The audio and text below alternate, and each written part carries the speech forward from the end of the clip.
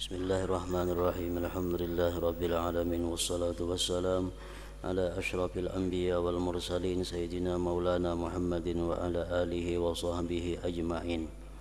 Qala al-musannif al-imam Abu Hamid Muhammad bin Muhammad al-Ghazali rahimahullah wa nafa'ana bi ulumihi fid dharain. Al-babu tsani fi ilmil kasbi bi tariqil bai'i wal riba was salami wal ijarati wal qiradi was syarikah wa bayani syuruti syar'i fi sihhati hadhihi tasarrufat allati hiya madarul makasib syar'i.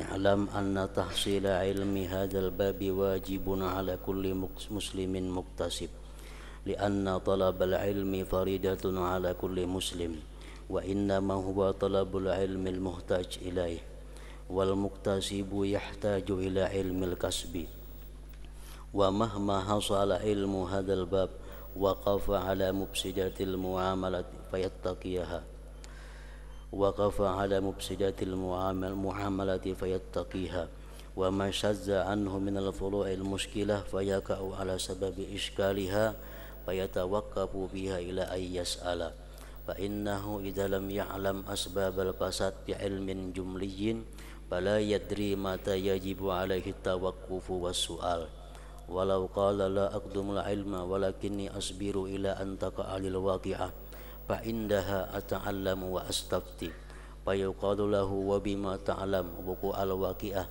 mahma lam ta'lam jumal mufsidatil uqud fa innahu yastamiru fi tasarrufat wa yazunnuha sahihatan mubahah fala budda lahu min hadzal qadri min ilmi tijarah liyatamayyaza lahu mubah anil mahzur wa mawdi'ul iskal an mawdi'il wudu. Walidhalik ruwiya an Umar radhiyallahu anhu annahu kana yatufu as-suq wa yadribu ba'da at-tujjar bid-dirra wa yaqul la yabi'u bi suqin illa man yafqah wa illa aghala riba sya'a am aba. Wa ilmul uqud katsir walakin hadhihi al-uqud sittah la tanfaqul makasibu anha wa hiya al-bai'u war riba was salamu wal ijarah wasyarikatu wal qirat fal nasrah syurutaha. Makna daripada kalam al-Imam Al-Ghazali rahimahullah wa nafa'ana bi ulumih, bab mengenai ilmu usaha dengan jalan jual beli, riba, salam, siwaan, bagi laba dan perkongsian, dan penjelasan syarat-syarat syara mengenai sahnya pentasarrupan yang menjadi sumber usaha dalam bersara. Ketahuilah bahwa menghasilkan ilmu bab ini adalah wajib atas setiap muslim yang berusaha. Setiap muslim yang berusaha dia wajib fardhu ain, artinya untuk mengetahui, untuk mempelajari masalah-masalah hukum yang berkaitan dengan usahanya. Karena menuntut ilmu itu wajib atas setiap muslim.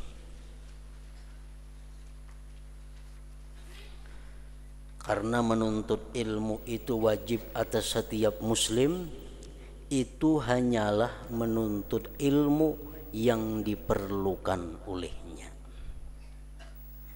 Orang nang kadada beisian amas sampai senisab, dia kada wajib belajar zakat emas. Orang nang kada bahuma, orang nang kada betani, dia kada wajib belajar zakat tentang pertanian. Jadi wajib kita belajar ilmu itu sesuai dengan apa yang akan kita kerjakan. Wajib fardhu ain, sebelum kita mengerjakan sesuatu itu kita mempelajari dahulu hukum-hukum Allah yang mengatur tentang sesuatu itu. Macam orang hendak naik haji itu belajar manasik haji, umrah manasik umrah. Orang hendak nikah wajib belajar tentang ahkamun nikah. Orang yang hendak menjadi suami wajib dia belajar sebelum jadi suami itu bagaimana hak dan kewajiban tanggung jawab seorang suami. Orang yang hendak jadi istri wajib dia belajar bagaimana hukumnya tentang orang-orang yang jadi istri itu. Itu fardu ain bagi setiap orang. Nah, demikian pula halnya dengan usaha. Pedagang yang urusannya adalah jual beli, dia wajib mempelajari jual beli itu bagaimana hukumnya, peraturannya. Ada jual beli yang haram dilakukan, haram ditambah kada sah lagi. Namun kada belajar itu kada tahu, dikira bila berjual bertukar tuh boleh semua, nangapa ka boleh dijual, nangapa ka boleh ditukar, padahal kada demintu, kada seperti itu. Ada jual beli itu nang diharamkan oleh Allah dan jual belinya kada sah. Ada jual belinya nang haram tapi hukumnya sah. Ada jual belinya nang makruh, hukumnya sah. Nah, kalau kada diketahui, kada dipelajari, pasti sekali-sekali akan terlanggar itu.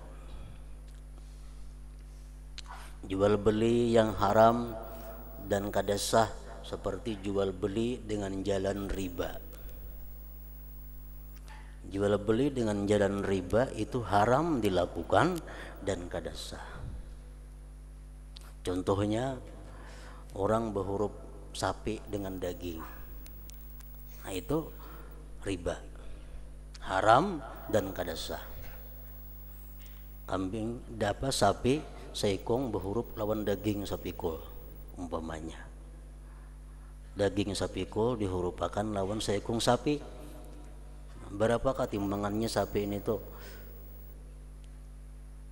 Itu adalah jual beli nang riba. Jual beli nang kada sah lagi haram.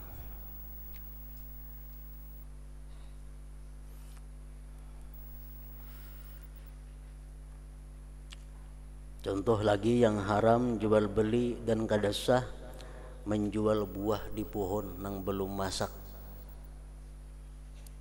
Menjual buah nang masih di pohon belum masak dan kada dipotong saat itu juga. Ini kada sah lagi, hukumnya adalah haram. Boleh kita menukar buah di pohon nang mantah tapi syaratnya diputik imbah itu. Imbahnya diambil, jangan sampai tagana. Nah, kalau sampai dimasakakan di pohon itu, nah itu nang kada boleh. Itu contoh jual beli nang haram dan kada sah jual belinya. Artinya berdosa, duitnya kada halal, nya kada sah itu.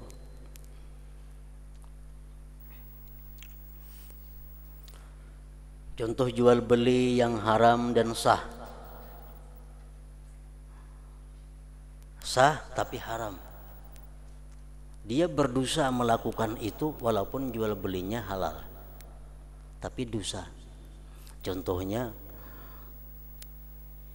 menawar penawaran orang nang sudah akur. Misalnya orang berakad sudah, ini barang berapa harganya, 100.000 rupiah. 100.000 rupiah. Sudah diakadkan, ujar yang penjual ku jual 100.000, ujar pembeli ku beli 100.000. Datang kita, jaka jual lawan akuhan, aku nukarinya 11.000, 100.000 sekian melebihi. Nah, kita menggagalkan jual beli orang itu, hukumnya adalah haram. Andai kata kita berhasil membujuk orang jadi kada jadi, sah aja jual beli kita, cuma hukumnya adalah haram. Lain hal barang yang masih ditawarkan belum ada ketetapan pembelinya siapa, nah itu kan jadi masalah. Macam orang belilang, ini berapa, saya kung wani 10.000, saya kung wani 15.000, saya kung wani 30.000, nah kita naiki 50.000, itu kan jadi soal karena harga belum tetap, belum ada akad. Nah ini sudah berakad orang 100.000 kita bujuki, supaya kada jadi menjual lawan kita aja melebihi pada 100.000, nah itu nang kada boleh, itu haram. Termasuk jual beli nang haram lagi sah menjual barang dengan menyembunyikan cacat, menyembunyikan barang, menjual barang menyembunyikan aibnya. Dijual, aibnya kada dijelaskan. Jual belinya sah, tapi hukumnya adalah haram. Hukumnya haram. Jual beli nang sah tapi makruh, seperti menjual senjata, pisau, mandau, parang kepada orang nang pekerjaannya perampok. Tapi kada diyakini ini segan merampok, segan kada merampok, kada tahu. Cuma orang ini mbah nu mau merampok gawiannya nukar parang lawan kita juali, itu makruh menurut Imam Rafi'i. Jual belinya sah namun makruh.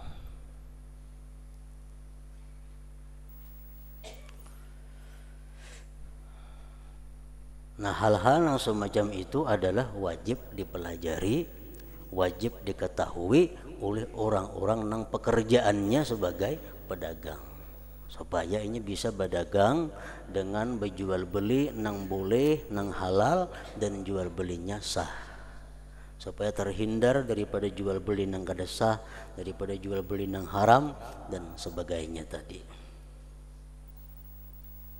Contoh jual beli yang makruh lagi,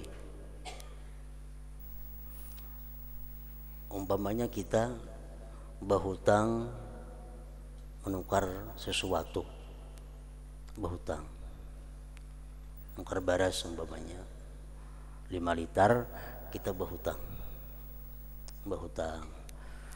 sudah kita habiskan barasnya atau kada kita habiskan barasnya, sekian hari janjinya kita bayari hutang itu. Tapi nang kita bayarakan ini duitnya duit haram, dan nang penjual hakun menerima. Baras nang kita makan itu halal hukumnya, tapi makruh. Kita berhutang baras 5 liter, janji seminggu bayar. Sampai seminggu kita datangi nang menjuali baras, ku hendak bayar hutang lawan ikam, nah cuma duitnya duit bunga akun lah ikam. Ujar penjual, ayo bunga kenapa asa bayar ikam, nah bayari duit bunga. Baras kita nang kita makan tuh halal, cuma makruh. Tapi bagi nang penjual tadi tetap ayahnya duit haram itu. Untuk kita sudah selamat daripada haram, turun kedudukannya kepada makruh. Asal diberitahu, kada diberitahu kada boleh. Diberitahu nukar sepeda motor, kan nukar baju, kan nukar apa, kan berhutang, tapi nya dahulu kuntan kada boleh. Berhutang dulu seminggu 2 hari kan, 2 jam ka berhutang. Asal berhutang, kayaknya membayari pada hakan duitnya ada, cuman duit kada karuan akun lah. Belinya hakun aja ada jadi masalah. Artinya halal kita menggunakan barang itu. Halal dalam arti makruh tapi sah. Nah.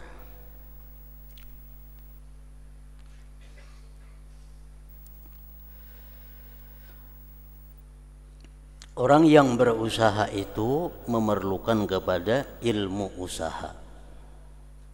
Dan manakala ia mendapat ilmu ini, sudah mengaji artinya ilmu usaha, maka ia berhenti pada muamalah, pada jual beli contohnya yang rusak. Lalu ia menjauhinya karenanya tahu, oh ini kada sah macam ini. Dan apa yang jarang daripadanya yaitu cabang-cabang yang sulit, maka terjadi sebab kesulitannya, maka ia berhenti padanya sampai ia bertanya. Mengaji ilmu masalah dagang itu artinya cukup garis besarnya. Kada usah mengaji ilmu dagang sedetail-detailnya, sehalus-halusnya, kada usah. Kayaknya nyaman aja nangganalnya dahulu belajar sambil berdagang, karena nang halusnya bila kada dapat takunakan, nah kayak itu maksudnya. Jadi kada usah sampai alim banget dulu hanya berdagang lah, kada macam itu. Dan apa yang jarang daripadanya yaitu cabang-cabang yang sulit, hukum-hukum dagang nang jarang diketahui, nang jarang terjadi, yang sulit, maka terjadi sebab kesulitannya, maka ia berhenti padanya sampai ia bertanya. Karena apabila ia tidak mengetahui sebab-sebab kerusakan dengan ilmu secara jumlah, maka ia tidak mengetahui kapan wajib atasnya untuk berhenti dan bertanya.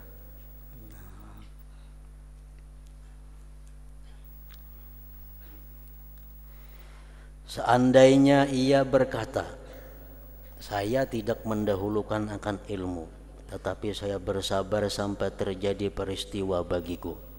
Kok kada usah mengajikin dahulu, biar berdagang aja dahulu. Karena beda ngalih hanya aku takunakan. Ada masalah hanya bertakun. Jadi kada usah mengaji dahulu jarinya. Nah, maka ketika ada masalah, saya akan belajar dan minta fatwa.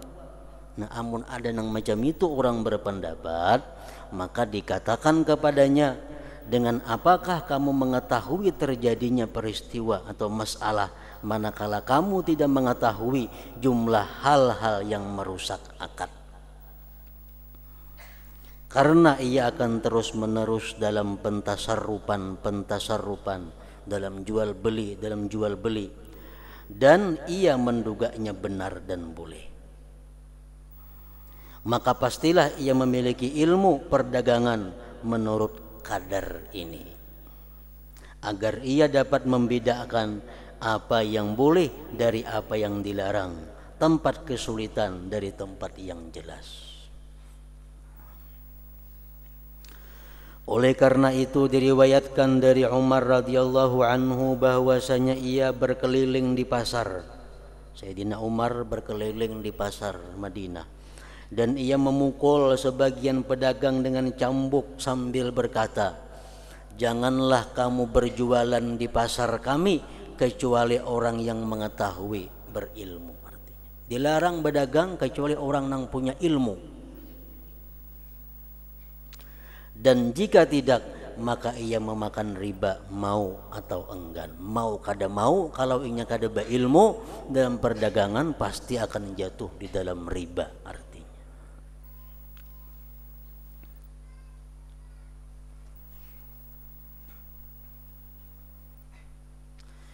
Ilmu akad itu banyak, tetapi 6 akad ini usaha itu tidak terlepas daripadanya. Macam-macam bisnis itu banyak, tapi ada 6 bisnis yang biasanya orang kada terlepas, yaitu jual beli, riba, salam, pesanan artinya, siwa menyiwa, syarikat perkongsian, dan kirat bagi laba, bagi untung. Maka kami uraikan syarat-syaratnya. Bagaimana jual beli, apa yang disebut dengan riba, kayak apa orang cara memesan barang, kayak apa orang siwa besiwa, kayak apa orang berkongsi, kayak apa orang bagi untung perdagangan.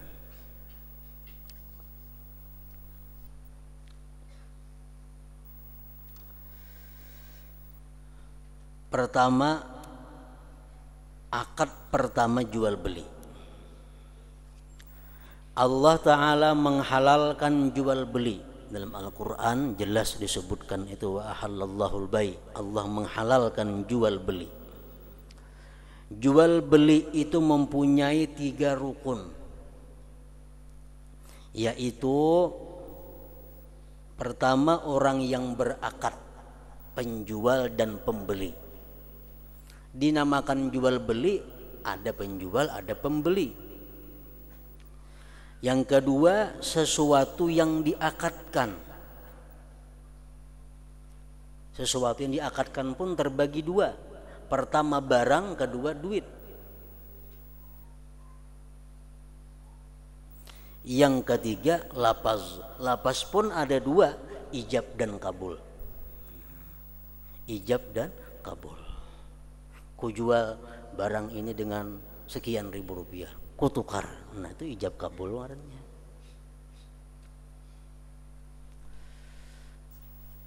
Jadi rukun jual beli itu kalau dirinciakan ada 6. Pertama pembeli, penjual. Kedua penjual, ketiga barang, keempat harga, kelima ijab, keenam kabul. Itu semuaan ada syarat-syaratnya. Orang yang jadi penjual apa syaratnya, nang berhak membeli apa syaratnya, barang nang kawa dijual apa syaratnya, nang kawa dibayarakan apa syaratnya, ijab kayak apa kata-katanya, kabul kayak apa kata-katanya. Nah itu semuaan diatur. Jadi orang nang berjual beli wajib mengetahui dahulu rukun jual beli itu ada 6 perkara. Namun disingkat jadi 3. Rukun yang pertama orang yang berakad. Orang yang berakad artinya penjual dan pembeli. Semestinya bagi orang yang berakad untuk tidak bermuamalah, untuk tidak bekerja sama dengan jual beli kepada 4 orang. 4 orang ini kada sah jadi penjual, 4 orang ini kada sah jadi pembeli. Yaitu anak kecil, anak yang belum balik, walaupun cerdas orangnya, walaupun pintar orangnya, tapi belum balik. Kada kawa disuruh tunggu kios, kada kawa disuruh tunggu warung, kada kawa disuruh nukar gula, kada kawa disuruh nukar teh, kada kawa. Anak nang belum balik, anak kecil.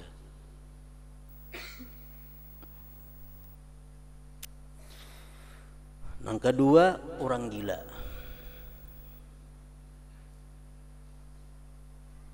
Yang ketiga hamba sahaya.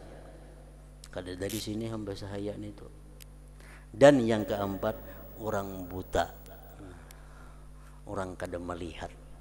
Itu kada kawa jadi penjual, kada kawa jadi pembeli.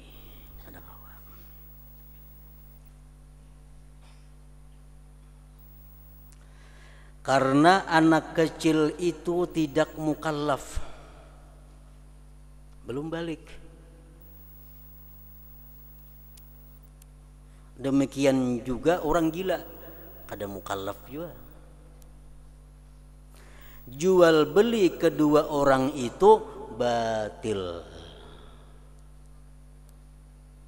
kada kawa. Lihat di kios orangnya kakanakan, jangan ditukari. Kada sah jual beli kita. Bila kada sah jual beli, kada kau dimakan apa nang ditukar lagi. Ampun orang ngarannya.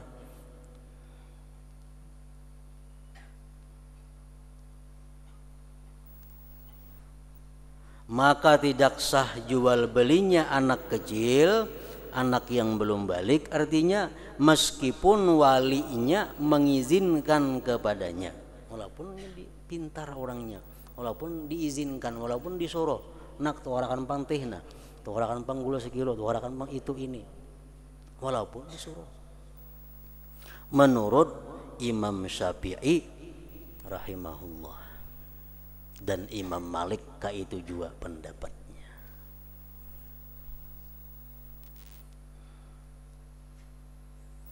Menurut Imam Abu Hanifah dan Imam Ahmad bin Hambali, anak kecil itu boleh aja inya berjual beli asalkan inya pintar dan diberi izin oleh orang tuanya. Untung ada mazhab yang membolehkan itu. Nah, maka itu ujar Nabi kita, ikhtilaful a'immah rahmatun lil ummah. khilafnya para imam itu membawa rahmat bagi umat. Jakanya kada mazhab Abu Hanifah kada kawa kakanakan. Belanja apa-apa kada kawainya kada boleh tuh Bang. Mesti orang tuanya makan turun ke tanah. Nah cuma ada mazhab Abu Hanifah ini kita bisa taklid ke situ, bisa umpat ke situ. Kita suruh anak kita nukar anu asalnya mengerti, asalnya bisa. Nah, anak kalau disuruh jaga kios, jaga warung, jaga toko, muninya bisa. Jadi itu mazhab yang membolehkan mazhab Imam Abu Hanifah.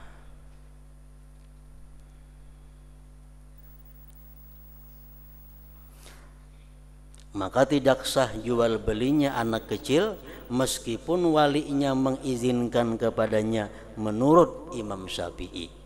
Imam Syafi'i kada kawa diganggu gugat sudah kada sah tuh Bang.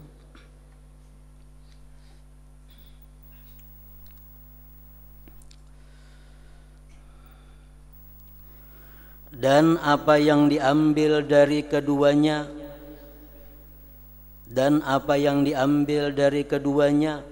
maka itu bertanggung atasnya bagi keduanya. Kakanakan nih di kios umpamanya menurut mazhab Syafi'i lah, menurut mazhab Syafi'i kakanakan di toko berjual sesuatu kita tukari, nah jadi kita nukar nah 10.000 jual bawa barang tukaran kita nih kita bawa datang nang abah ini abah backup nukarin itu tuh barang tuh ampun kok sini diambil oleh nang abah barang nang kita tukar itu diambil oleh nang abah nyari kita boleh kiakan duitnya dilaksanakan tuh duitnya sudah habis lu belanjaakan nah kita nang rugi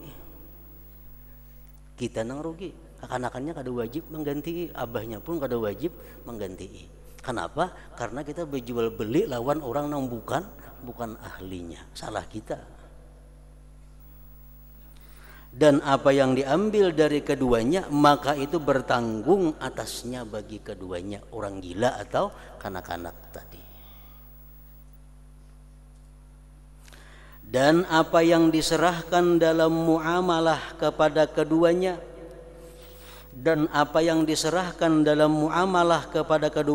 kanak-kanak atau orang gila lalu hilang di tangan keduanya maka itu sesuatu yang disia-siakan. Kita menjuali kekanakan umpamanya gula, juali kekanakan gula, datang abahnya atau mamanya, anakku itu salah tukar, kada kusuruh nukar gula, kata nukar teh, mana duitnya sini aja nang mama. Jadi kita mana gulanya, jadi anak habis belum buang sudah gulanya, nah kita nang rugi. Kita kada kau mengganti lawan orang tuanya minta ganti, kada kawa lawan kekanakannya kada kau minta ganti. Kenapa? Karena kita menjuali orang nang kada boleh dijuali. Jadi seolah-olah kita seorang nang menyia-nyiakan harta kita itu. Dan apa yang diserahkan dalam muamalah kepada keduanya kanak-kanak atau orang gila lalu hilang di tangan keduanya maka itu sesuatu yang disia-siakan ngarannya.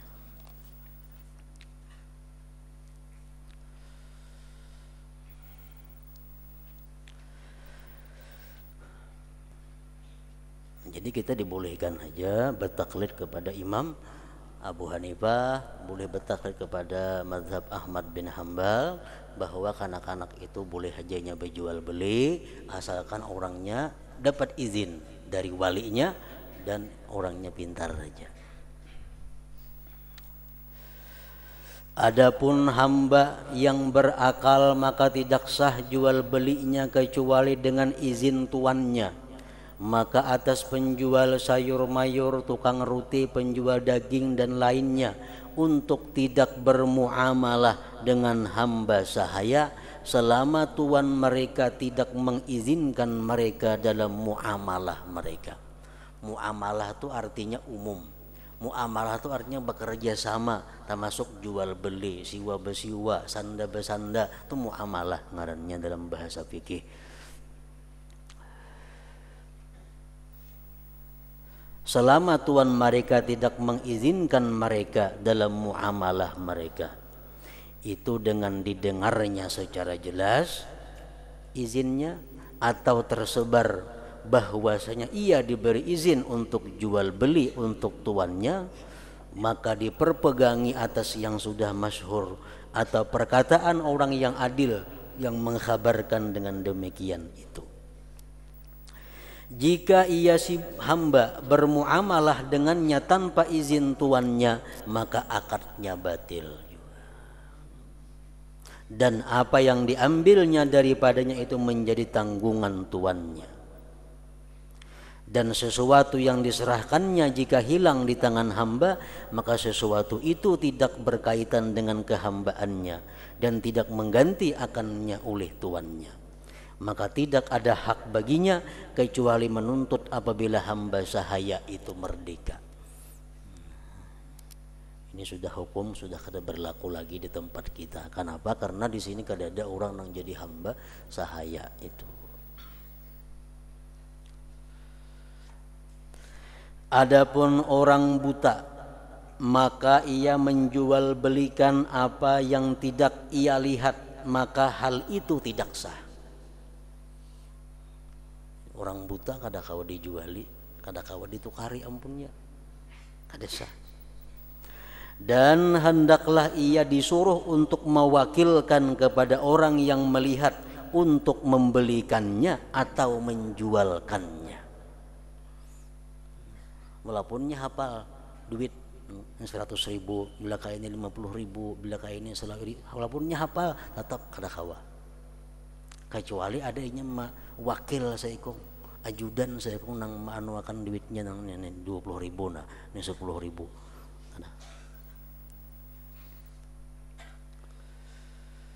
Dan hendaklah ia disuruh untuk mewakilkan kepada orang yang melihat untuk membelikannya atau menjualkannya. Maka perwakilan itu sah, dan sah pula jual beli wakilnya itu. Jika pedagang itu mengerjakan sendiri, maka muamalah itu fasid, rusak, artinya kada sah. Dan apa yang diambil daripadanya itu menjadi tanggungan dengan harganya, dan apa yang diserahkan kepadanya juga menjadi tanggungan dengan harganya. Nah, pendapat Imam Malik itu hanya Syafi'i, hanya Imam Syafi'i yang mengatakan bahwa jual beli dengan orang buta itu kada sah.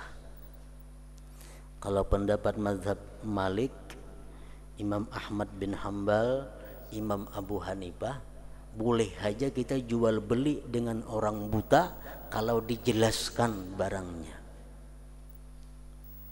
Kalau dijelaskan.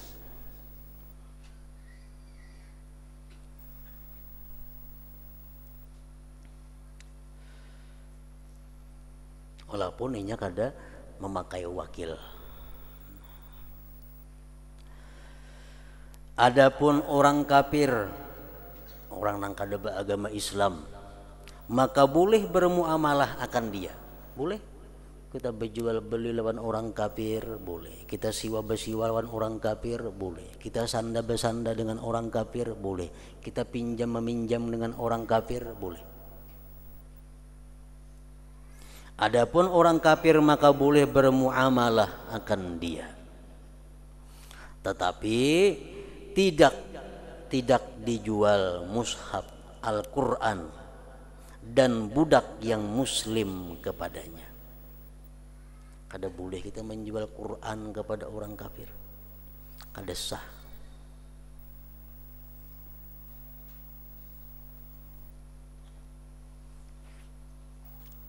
Atau budak yang Islam dijual kepada orang kafir, kada boleh. Dan tidak dijual senjata, parang, pisau, pistol, apakah kepadanya orang kafir jika ia kafir harbi, tidak ada perjanjian damai. Orang kafir ini ada dua, ada orang kafir zimmi, ada orang kafir harbi. Kafir zimmi, kafir nang damai dengan kita, macam orang-orang kafir di sekeliling kita, damai bertetangga tuh kafir zimmi ngarannya. Nah itu boleh jadi juali lading, dijuali pisau, ada apa-apa. Kalau kafirnya kafir harbi, kafir nang berperang, macam kita lawan Jepang dahulu, macam kita lawan Belanda, itu kafir harbi, memerangi kita, menjajah kita. Nah itu kada boleh dijuali parang, kada boleh dijuali pisau. Jika ia melakukan, maka itu muamalah yang ditolak dan ia durhaka kepada Tuhannya. Adapun tentara dari bangsa Turki, Turkistan, bangsa Arab, Kurdi, pencuri, pengkhianat, pemakan riba, orang-orang yang zalim, dan tiap-tiap orang yang sebagian besar hartanya itu haram, maka tidak seyogianya ia memiliki pada apa yang di tangan mereka sedikit pun, karena hal itu haram, kecuali apabila ia mengetahui sesuatu dengan ain bendanya bahwa itu halal.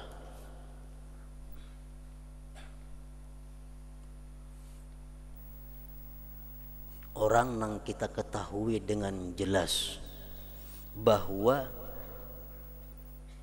usaha orang itu adalah usaha haram,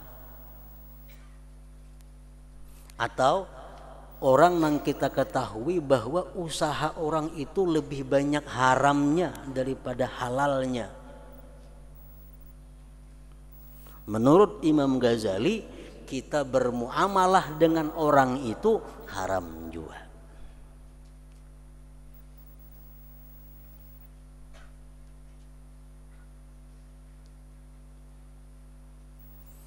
Contohnya, orang umpamanya bagawi, orang ini jadi pegawai, jadi pekerja di perusahaan atau di lembaga yang dilarang Allah. Otomatis inya makan gaji dari pekerjaan yang dilarang oleh Allah, kan haram. Gawian lainnya kada ada lagi orang itu lain pada pegawai itu. Nah, hendak ngukar baju lawan kita, boleh kada dijuali? Kada boleh. Kada boleh. Kenapa? Karena kita tahu orang itu pegawai daripada pabrik nang haram. Orang itu pegawai dari lembaga nang haram, nang hasil duitnya duit nang haram. Sedangkan inya gawian lain, kada ada lain pada itu. Nah, kada boleh kita bekerja sama lawan inya. Hutang berhutang kada boleh, siwa bersiwa kada boleh, sanda bersanda kada boleh, pinjam meminjam kada boleh lawan orang nang seperti itu.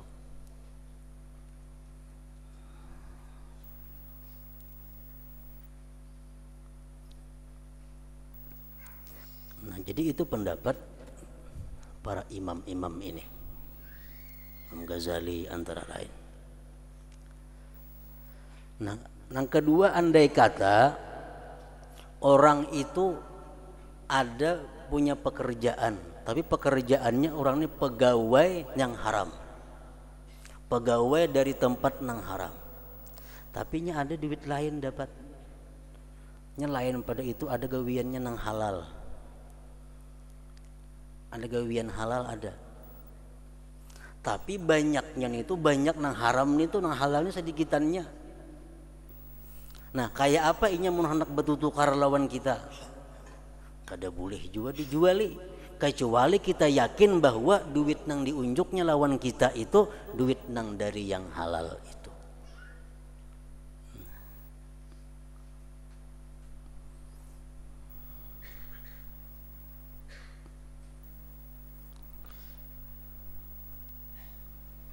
Misalnya orang bekerja di peternakan babi umpamanya, kan gajihannya gajihan dari jual beli babi, halal ada duitnya? Kada halal. Itu penggawiannya, gawian lain kada ada. Ada gawian lain, warisan pahumaan, kuitannya bahari, berapa burungan ada sedikitannya. Nah, dihitung misalnya 100%, 75% yang haram, 25% yang halal. Nah, amun inya hendak bertukar barang lawan kita kada boleh jo melayani, kecuali kita yakin, kita tahu bahwa duit yang diserahkannya itu dari hasil pahumaan warisan itu. Kita tahu aja samuan kira-kira pekerjaan orang, pegawai apa orang ini nah haram kada. Amun sudah tahu kada kawa di muamalah.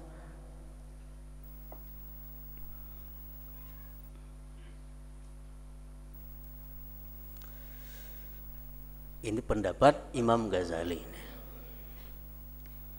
Kecuali apabila ia mengetahui sesuatu dengan ain bendanya bahwa itu halal.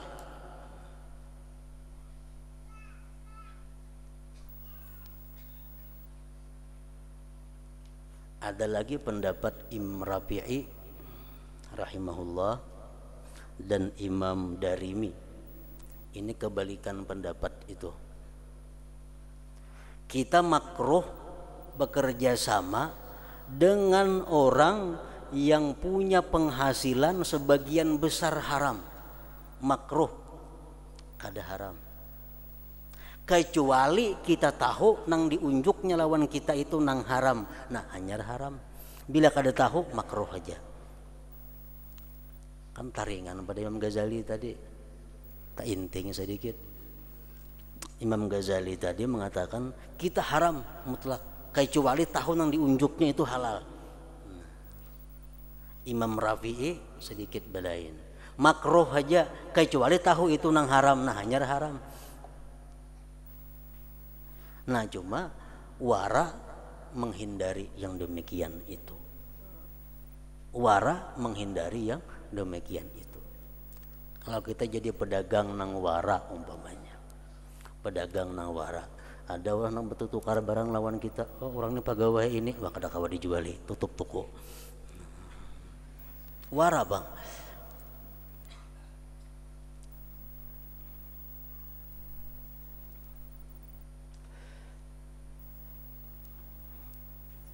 Jadi perbedaannya Imam Ghazali boleh kita kerjasama kepada orang itu asal kita tahu nang diunjuknya ini halal. Imam Rafi'i makruh kecuali yang diunjuknya itu haram, hanyar haram. Nah, kedua-duanya boleh diikut. Umpat Imam Rafi'i kada dilarang, umpat Imam Ghazali bagus.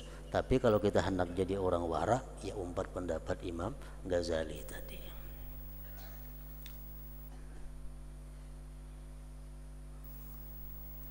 Dan akan datang rinciannya hal itu di dalam kitab Al-Halal wal Haram kaina. Nah kedua, rukun kedua mengenai sesuatu yang diakadkan. Barang apa nang boleh dijual belikan, barang apa nang boleh, barang apa nang kada boleh. Nah, jadi orang-orang manusia nang kita kada boleh berjual beli lawan inya itu ada 4 orang. Menurut mazhab Syafi'i, pertama orang yang belum balik, yang kedua orang gila, ketiga hamba sahaya, keempat orang buta. Nah, itu mazhab Imam Syafi'i tadi. Nah, gitu dulu.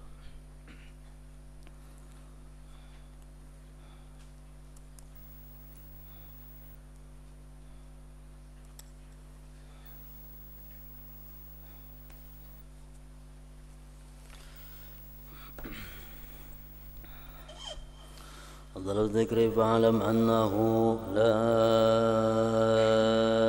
إله إلا الله محمد رسول الله لا إله إلا الله محمد رسول الله لا إله إلا الله محمد رسول الله لا إله إلا الله لا إله إلا الله لا إله إلا الله لا إله إلا الله لا إله إلا الله الله الله الله الله الله الله الله الله الله الله الله الله الله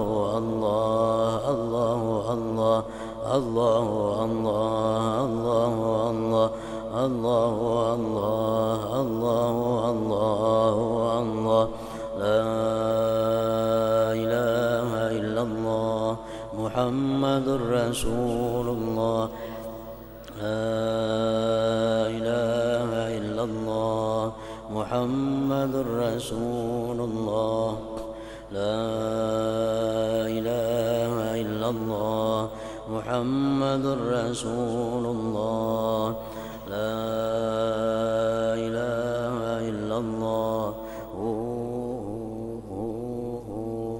الفاتحة.